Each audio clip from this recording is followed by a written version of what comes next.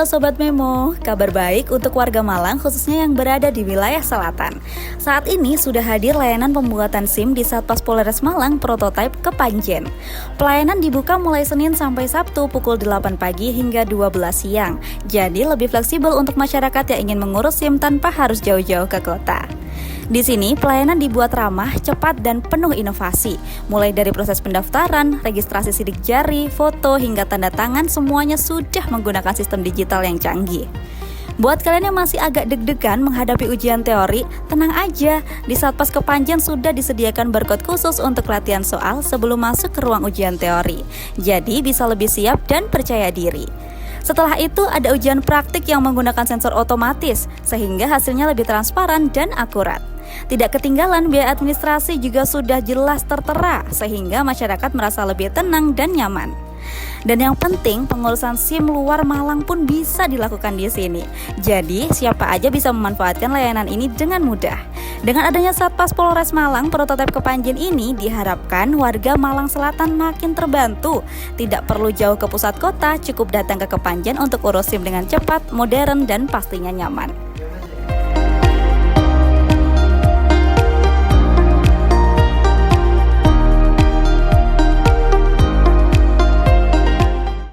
Nama saya Nova Hanta Putra, pangkat Aibtu. Saya di sini sebagai baur SIM Satpas Prototipe. Saya tanggung jawab di pelayanan yang ada di kantor Satpas Prototipe.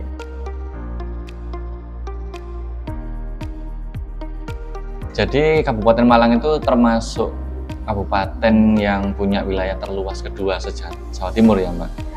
Nah, maka dari itu kantor pelayanan publik ini yang sebelumnya ada di Polres Malang cuma punya satu, akhirnya untuk memberikan pelayanan yang merata kepada masyarakat dibangunlah Satpas Prototipe ini. Tepatnya ada di Desa Tegaron, Talangagung, Kepanjen, Kabupaten Malang. Nah, kantor ini dibangun kalau pembangunannya mulai sekitar bulan Januari 2024. Untuk pembangunannya, Satpas ini diresmikan mulai tanggal Satpas Prototipe ini Satpas Prototipe ini diresmikan pada bulan Februari 2024. Nah, saat itu diresmikan oleh Bapak Kapolri secara langsung, dan kebetulan saat itu bersamaan dengan Pilpres. Akhirnya dilaksanakan secara daring, secara online, dipusatkan di Surabaya.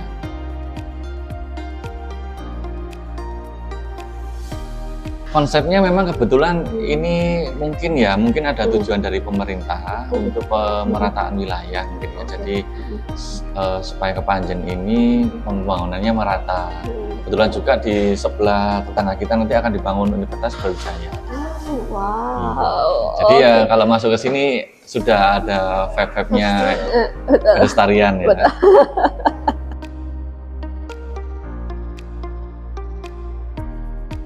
Yang membedakan Satpas Prototipe dengan Satpas yang bukan prototipe itu adalah dari bangunan. Dari segi bangunan kita sudah mulai bentuknya sudah seperti tidak kantor polisi atau kantor pemerintahan yang pada umumnya. Jadi lebih dibuat sedemikian rupa supaya lebih dekat lah dengan masyarakat ini. Seperti kadang banyak pemohon yang merasakan seperti kayak di stasiun kereta, kayak di bandara gitu. Nah, di dalamnya yang membedakan adalah dari layanan-layanan kita, di mana kita dari awal itu punya sistem antrian, Vivo itu, di mana ketika kita masuk ke Satpas ini, itu kita sudah mulai untuk scan wajah, di mana scan wajah ini nanti akan mendeteksi, nanti akan keluar barcode ini sebagai akses untuk kita masuk ke loket-loket pelayanan. Misalkan kita dari lobby kita sudah scan barcode, muncul barcode itu untuk akses ke ruang teori, ruang registrasi, ruang pendaftaran. Nah, orang yang tidak punya barcode ini nggak bisa masuk. Nah, itu tujuannya salah satunya untuk mengurangi teknik praktek calo, joki. Itu kemudian untuk yang teknologi yang lainnya seperti dari ujian teori kita punya layar touchscreen. Kemudian nanti kita lihat di di bagian ujian prakteknya juga kita sudah menggunakan teknologi sensor, jadi nggak pelibatan petugas saat manual itu sudah nggak ada. Jadi kayak ada orang mau, Pak saya tadi nggak merasa nyentuh atau apa gitu loh kan. Biasanya kalau manual kan seakan-akan kita nggak nyentuh tapi jendela nyentuh. Nah kalau dengan teknologi yang ada dengan sensor, pemohon bisa menyaksikan sendiri, oh iya tadi saya memang waktu nyentuh berbunyi ini patoknya.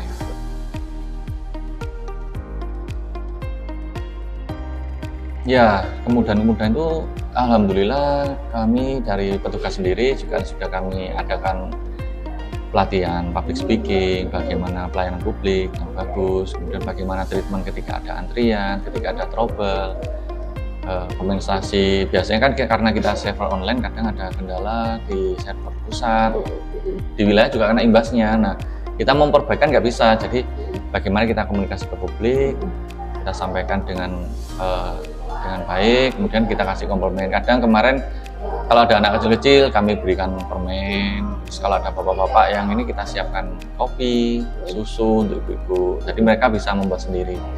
Itu untuk di bidang pelayanannya. Kalau yang untuk teknologinya, dari alat-alat yang kita miliki, dari registrasi kita sudah punya 3 tempat untuk register, kemudian untuk di teknologinya, untuk registrasi kita ada 2 unit PC, kemudian untuk identifikasi di mana tadi Mbak nyaksikan sendiri ada foto diri, sidik jari sama tanda tangan. Kemudian setelah itu kita geser ke ruang teori. Di ruang teori ada 20 PC yang sudah siap melayani untuk para pemohon yang untuk ujian baru.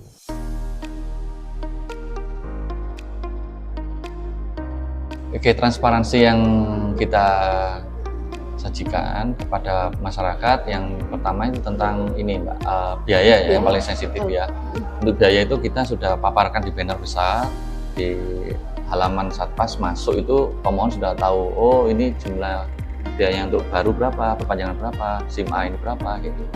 Kemudian masalah ujian, transparansi kita bagaimana bentuknya ujian. Yang pertama ujian teori. Yang ujian teori itu kita sebelum pemohon datang atau sebelum pemohon melaksanakan ujian, mereka kita beri bocoran ya, bahasa gimmicknya bocoran soal apa yang akan mereka kerjakan nanti di ruang teori itu. Nah di situ kita punya 3 item, yaitu persepsi bahaya, wawasan, sama pengetahuan. Apa sih ujiannya, seperti apa ujiannya gitu. Jadi ujiannya itu nggak seperti dulu waktu kita mau skripsi, mungkin ya skripsi hukum, persoalan tentang undang-undang, pasal, segala macam, enggak. Lebih ke etika berkendara. Bagaimana saat kita mau berangkat itu bagaimana, saat kita mau keluar gang itu bagaimana, saat kita di depan lihat keramaian umum itu kita harus bagaimana, mengurangi kecepatan, melakukan pengereman. Nah, seperti itu. Kemudian di praktek juga, sebelum pemohon melaksanakan ujian, kita kasih contoh dulu, kita kasih briefing dulu. Nanti bisa dilihat ada video-video yang bisa bisa ditonton sama masyarakat. Oh, saya nanti akan ujian seperti ini. Selain itu juga nanti ada petugas yang mengarahkan. Pak, ujiannya nanti begini, nanti jangan sampai begini. Kalau nilainya bagus harus seperti ini.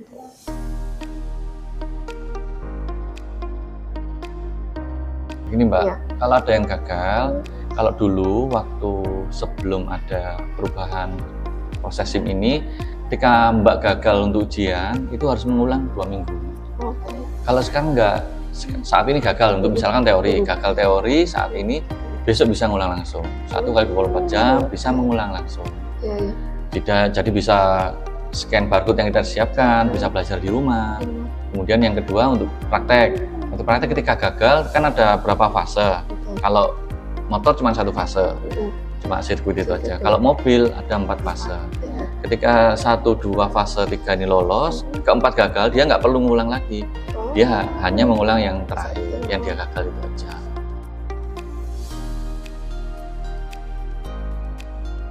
Kalau kesusahan insya Allah sudah hampir tidak ada Mbak, karena ketika anggota-anggota kami, petugas kami, ketika sesuai perintah Pak Kapolres, perintah Pak Kasat, tolong langsung handle ketika ada masyarakat yang merasakan kesulitan. Jadi rata-rata kesulitan tuh misalkan di teori mereka nggak bisa melihat komputer kayak waduh ini saya harus bikin, padahal sebenarnya itu hanya pencet-pencet aja gitu. Dan ketika ada kesulitan, petugas langsung menghampiri, kendalanya di mana, diarahkan. Oke, dan jadi lebih gercep aja gitu sih Mbak. Iya.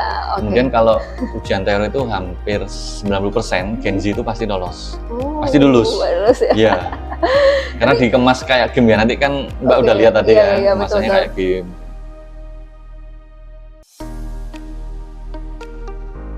Kalau pengunjung naik turun ya fluktuatif itu kemarin sebelum ada awal-awal minggu, awal-awal bulan itu sampai 100 sampai 150. Itu untuk mengurus SIM ya Pak ya? Iya, itu lumayan. Lumayan. Ya. Oke. Kalau ini mungkin habis karnaval ya, habis 17-an ya agak menurun. Menurun.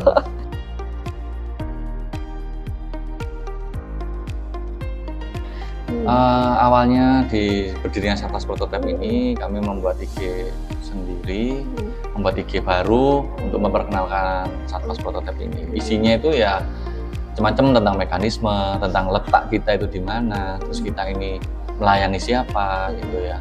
Alhamdulillah kemudian dapat respon dari teman-teman Mediagram juga, Pak saya pingin spill di sana, silakan. Jadi kita saling berinteraksi sama rekan-rekan. Alhamdulillah setiap konten kami produce, kita publish, pasti saya tandai, saya titeni biasanya. Ditandai. Pasti setiap kita produce atau setiap kita publish, besoknya pasti masyarakat itu akan bertambah.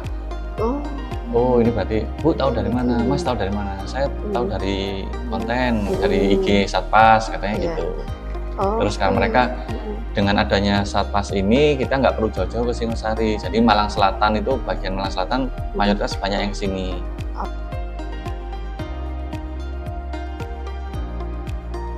Yang kita tonjolkan di sini pelayanan Mbak. Jadi pelayanan bagaimana kita melayani masyarakat.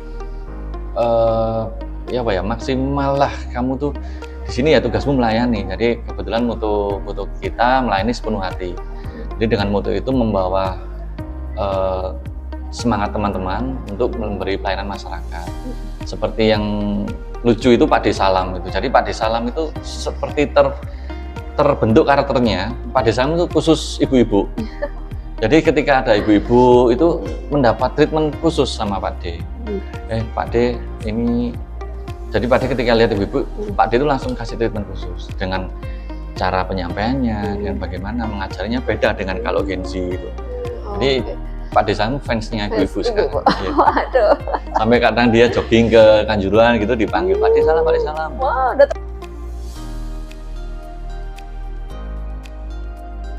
durasinya dari awal mereka, saya sampaikan dulu syaratnya ya. Syaratnya untuk pembuatan SIM itu surat keterangan psikologi sama surat keterangan kesehatan. Nah, dua syarat ini harus dipenuhi. Di mana mereka memenuhinya ya dari pelayanan yang menyediakan itu. Untuk psikologi dan kesehatan adalah yang ditunjuk dari Polres. Sudah ada di sini kebetulan dekat jadi satu dengan kantor. Kemudian syarat berikutnya KTP untuk yang baru, yang perpanjangan sama SIM. Nah untuk WNA juga bisa dilampirkan paspor sama kitas. Nah mekanismenya ketika surat persyaratannya sudah dipenuhi, mereka bisa ke pendaftaran. Kemudian pendaftaran itu pengisian formulir, kemudian kami cek dulu berkasnya sudah lengkap. Setelah lengkap mereka akan diarahkan ke registrasi pengisian data yang mereka isikan itu data kita mengacu ke KTP. Jadi data SIM itu menginduk ke EKTP. Setelah EKTP pendaftaran registrasi kemudian diarahkan kepada, jadi saya ulangi mekanismenya, setelah syarat-syarat sudah dipenuhi mereka akan ke ruang registrasi. Di ruang registrasi pendataan, kurang lebih pendataan itu kita scan KTP mungkin 1 menit Mbak. 1 menit selesai, mereka akan bergeser ke ruang identifikasi di mana akan melakukan rekam wajah, foto, rekam sidik jari, sama rekam tanda tangan. Itu kurang lebih nggak memakan waktu 2 menit. Setelah itu mereka bergeser, ketika baru mereka harus ke ujian teori. Ujian teori diberi waktu 20 menit. Jadi setelah registrasi semua, dia akan ke ujian teori 20 menit, harus mengerjakan 60 soal. 60 soal, minimal nilai yang lulus dia harus 70 poin, berarti dia dinyatakan lulus. Setelah itu dia akan bergeser ke ruang praktek. Di ruang praktek ini ketika SIM C itu durasi 1 menit. Jadi satu sirkuit itu bisa ditempuh 1 menit. Sebenarnya nggak ada batasan, cuman rata-rata para pemohon 1 menit. Kemudian setelah dinyatakan lulus, mereka akan bergeser ke ruang cetak. Di ruang cetak akan dicetak SIM-nya sudah jadi. Sebelum dicetak, mereka akan membayar di loket BRI yang telah disediakan. Ada list tarif-tarifnya yang di depan sudah kita sediakan. Di dalam sendiri juga sudah kita lampirkan, sudah kita pajang juga di situ.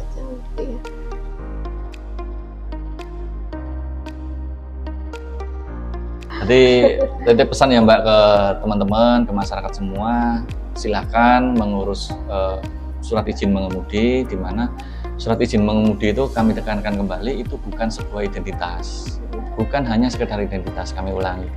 Surat izin mengemudi adalah bentuk kualitas atau bukti kualitas kita berkendara, kelayakan kita berkendara di jalan raya.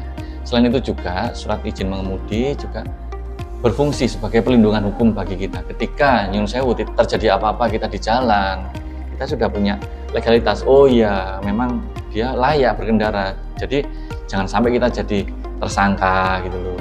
Kita mengemudi ugal-ugalan, oh pantas dia nggak punya SIM. Nah, kayak gitu. Itu pesan saya ya. Iya. Kalau mau mengurus SIM silahkan ke Satpas Prototype untuk wilayah Malang Selatan, Malang Kota, atau manapun seluruh Indonesia silahkan. Kami siap menerima. Juga warga negara asing juga kami juga Bisa menerima ya, Pak. Pak. Oke, itu menarik ya Pak ya, warga negara asing juga bisa mengurus ya. Bisa. Oke. Harapan Pak terakhir. Harapan kami semoga dengan apa yang kami lakukan, kita melayani masyarakat dengan baik, kita bisa maksimal memberikan edukasi kepada masyarakat, khususnya mengemudi, dan harapan luas kami, masyarakat bisa tertib berkendara, dan Malang ini, Kabupaten Malang khususnya, bisa tercipta kelancaran, ketertiban, dan kenyamanan berlalu lintas, dan intinya jumlah korban kecelakaan bisa berkurang.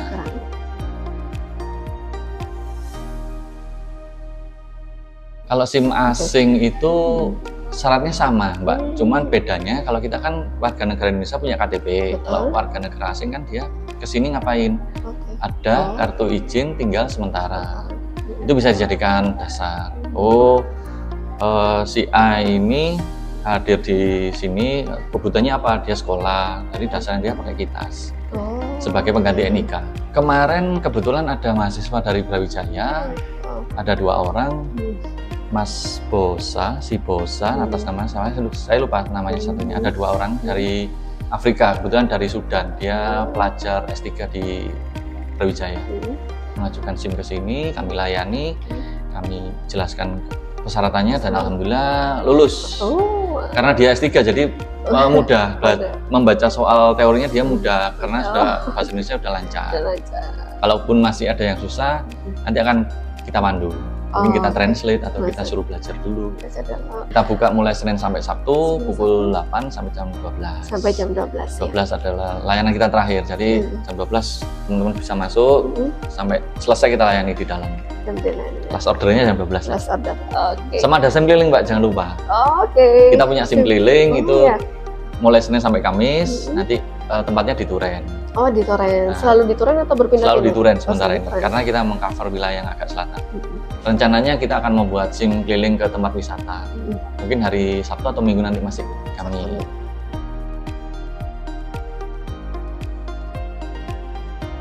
Inovasi yang belum. Iya, inovasi yang kita punya inovasi yang pertama itu coaching klinik, Mbak. Coaching klinik itu sudah ada sejak Satpas di Singosari 2017. Kita adopsi juga di sini. Tugasnya atau perannya dia itu memberikan pelatihan kepada masyarakat yang gagal. Yang pertama gagal ujian, yang kedua yang mau ujian. Dia mau bikin SIM tapi nggak punya ilmunya, silakan belajar di sini di coaching klinik. Nah, berjalannya waktu, coaching klinik mendapat apresiasi dari Kemenpan RB sebagai inovasi non teknologi yang bermanfaat bagi masyarakat. Akhirnya kemarin alhamdulillah kunjungan dari Mabes, kita dapat motivasi untuk scaling up ini, coaching klinik ini, dan kami sudah membuat peningkatannya. Kita level upkan coaching klinik ini jadi semacam pelatihan pelatihan berkendara yang lebih lagi. Lebih lagi ini namanya defensive riding. Di mana defensive riding ini adalah level up-nya dari safety riding. Nah, dari defensive riding ini kita bisa mendapatkan ilmu tentang bagaimana kita berkendara untuk diri kita sendiri lebih aman. Nah, dari materi ini bisa larinya ke hobi, Mbak. Ada bisa ke road race, bisa ke freestyle. Nah, untuk road race-nya ini teman-teman ada yang berlatih setiap hari Minggu di sini, Mbak. Oh, setiap hari. Jadi mulai anak kecil-kecil, kalau Mbak besok ada waktu, umur 5 tahun dia sudah pakai mini GP. Mini GP kecil itu lucu, gitu. Sama yang agak besar lagi sudah agak pro ya, jadi ada atlet pon juga latihan di sini setiap minggu, Mbak. Wow.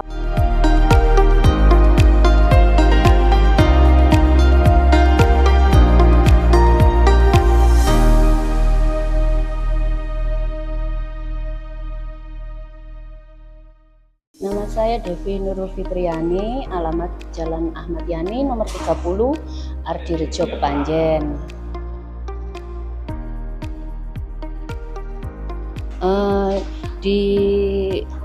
Lagi perpanjangan SIM untuk SIM C sama SIM A.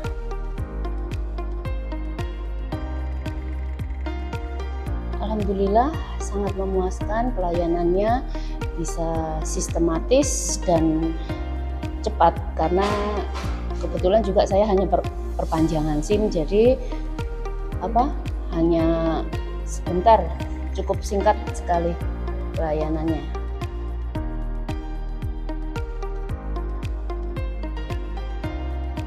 Ya semoga bisa lebih baik lagi. Tapi saya rasa ini sudah sangat baik karena sudah tersistematis, jadi petunjuk arah kemanapun di setiap ruangan juga sudah tersedia. Jadi sangat bagus sekali.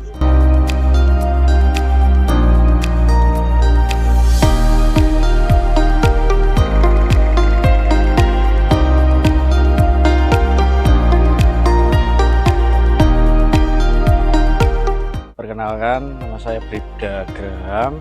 Saya di Satpas Prototype ini bertugas sebagai banit uji praktek. Jadi untuk pemohon-pemohon SIM yang mau ujian praktek nanti bakal bertemu dengan saya.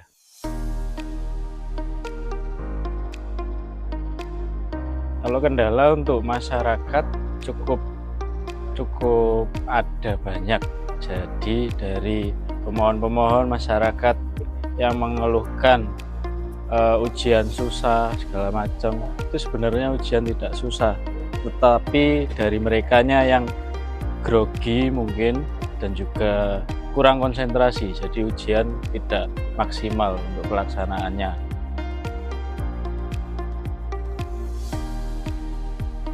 Pesan untuk masyarakat bagi warga Malang, khususnya Kabupaten Malang, yang belum punya SIM silahkan buat SIM. Untuk yang wilayah selatan silahkan datang ke Satpas Prototype.